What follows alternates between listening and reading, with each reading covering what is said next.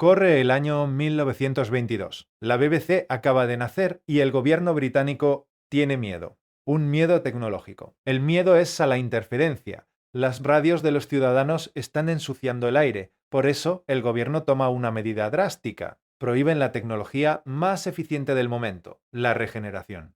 Pero Guglielmo Marconi tenía un plan. No iba a dejar que la burocracia frenara su imperio. Esta radio, la V2, fue su respuesta, un diseño rebelde que hackeó la ley. En 1922, tener una radio no era solo ocio, era una declaración de estatus. Marconi no diseñó un trasto eléctrico, diseñó una joya de ebanistería, caoba maciza pulida a mano y un panel de ebonita que parece obsidiana. Pero la verdadera revolución está aquí. Las válvulas DER. Antes de ellas, encender una radio requería baterías de camión inmensas y peligrosas, que soltaban ácido en la alfombra del salón. Estas válvulas consumían tan poco que podías alimentarlas con pilas secas.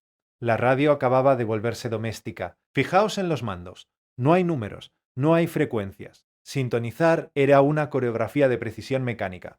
Cada mando, cada varilla de latón, estaba ahí para domar las ondas invisibles que empezaban a inundar las ciudades. Y aquí el sello de la legalidad. Este logo de la BBC no era solo una marca, era el recibo de una licencia. Al comprar esta V2, estabas financiando directamente el nacimiento de la radio pública británica. Pero, ¿qué pasaba con lo que el gobierno no quería que hicieras? El problema era la reacción. Si ajustabas mal tu radio, se convertía en un pequeño transmisor, que llenaba de ruidos el vecindario. Por eso, el gobierno británico prohibió las radios regenerativas. Marconi tenía las manos atadas, o eso creían. Su respuesta fue el circuito reflex. Imagina que tienes una sola válvula, pero quieres que trabaje el doble. Marconi hacía que la señal pasara por ella para ser amplificada como radiofrecuencia, y luego, tras ser detectada, volvía a meterla en la misma válvula para amplificarla como audio. Un reciclaje de señal brillante.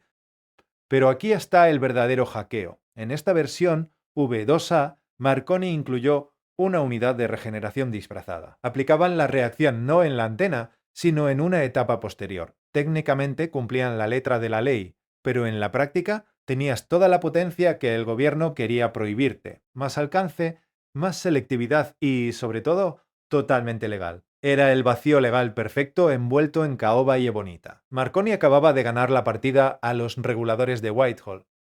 Olvidaos de los diales con números o las pantallas digitales. Sintonizar la Marconifen V2 era un arte puramente mecánico. Estas palas de cobre se deslizaban sobre las bobinas para cambiar la inductancia. Era una danza física con las ondas de radio. Si querías cambiar de emisora o de banda, tenías que cambiar la configuración. Dependiendo de si querías escuchar onda media u onda larga, tenías que enchufar físicamente estos bloques de bobinas. Era una radio modular antes de que existiera el concepto. Y recordad, aquí no había altavoz. Todo el sonido salía por unos auriculares de alta impedancia o un amplificador externo carísimo. Escuchar la radio era una experiencia solitaria, casi íntima, bajo la atenta mirada del sello oficial que certificaba que habías pagado tu licencia. Operarla requería paciencia, un ajuste milimétrico en la reacción, y podías escuchar una orquesta desde el otro lado del país o un pitido ensordecedor que molestaría a todo tu vecindario. Era una máquina de precisión en manos de aficionados. La Marconifen V2 no fue solo un receptor, fue el primer gran puente entre el laboratorio de un inventor